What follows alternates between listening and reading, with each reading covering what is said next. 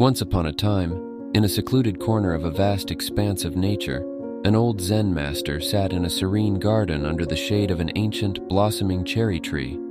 The gentle hum of the world, the distant chirping of birds, the whispering leaves, the occasional drop of water creating ripples in a pond, set the stage for a profound lesson.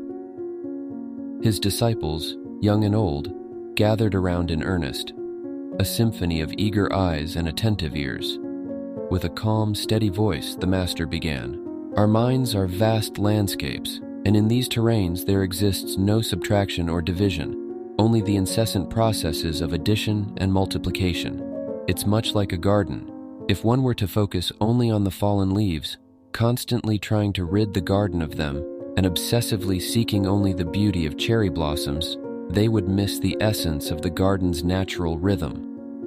Trying to forcefully eliminate thoughts from this landscape is akin to attempting to catch the wind in a net.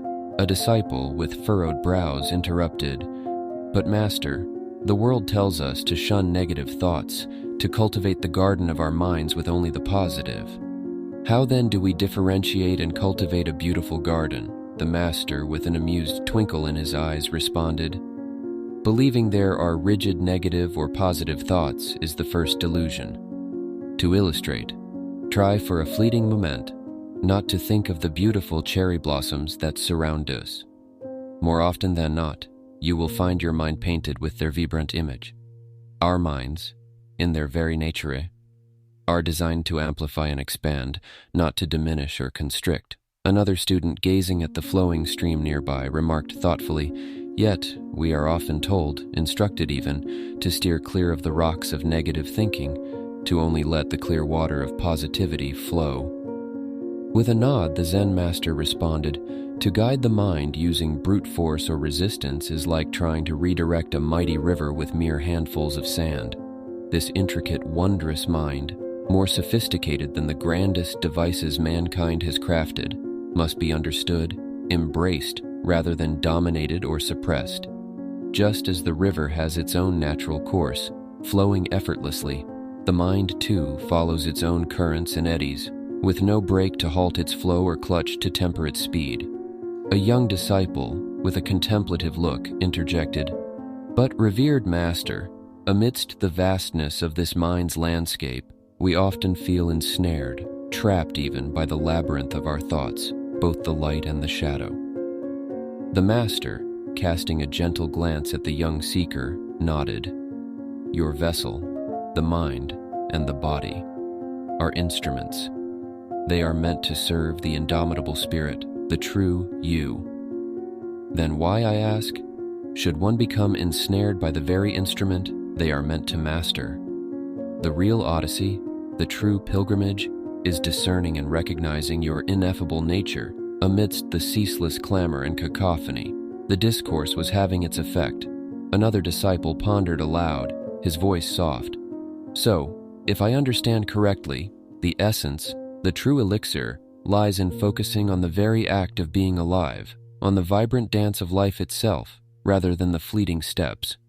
With a profound depth in his eyes, the Zen master replied, "Precisely.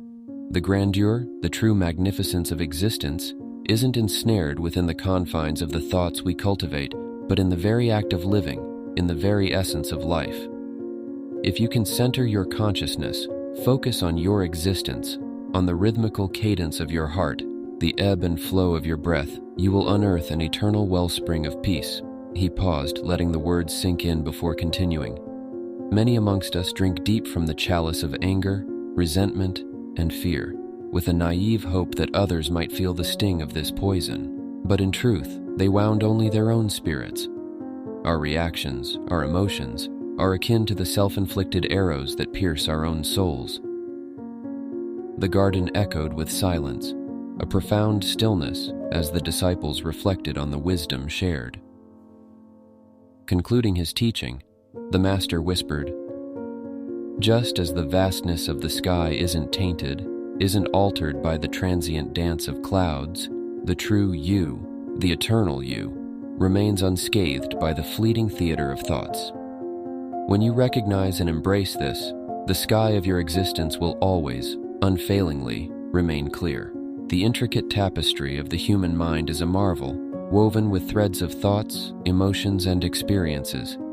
As we navigate life's meandering paths, we often fall into the illusion of segregating our thoughts into negative and positive categories. We are conditioned to believe in the quest to eradicate negativity and amplify positivity. However, the Zen teaching and the discourse that followed shine a clarifying light on the nature of our mind. It's an organ of expansion, multiplying whatever is fed into it.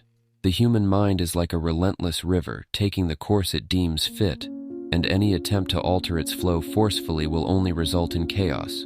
The moment we acknowledge this fact, we begin to understand the futility of trying to rid our minds of certain thoughts. The endeavor to suppress a thought, even for a fleeting moment, only strengthens its presence, like the monkeys we were told not to think of. This doesn't imply that one should surrender to the relentless currents of the mind. Instead, the path to clarity and peace lies in understanding the very mechanism of how our minds function. This sophisticated computer that we possess has a natural tendency towards addition and multiplication. Resistance in this context is not only futile, but counterproductive. What's more paramount is to discern the self from the amassed memories, thoughts, and emotions. This body and mind are tools, vehicles meant to serve our essence, the life force that truly defines us. The journey is about creating a separation between our physiological and psychological processes and our core existence.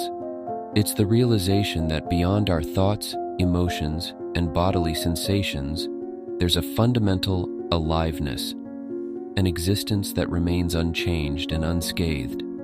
In essence, the journey of life isn't about forcefully altering the flow of our thoughts, but understanding and acknowledging the nature of our minds.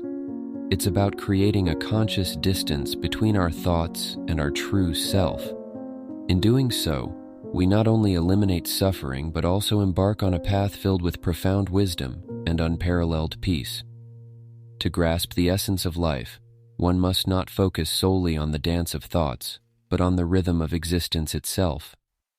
Only then can one truly be free. If you have gained value from this video, give it a like and share it with your friends. Thanks for watching.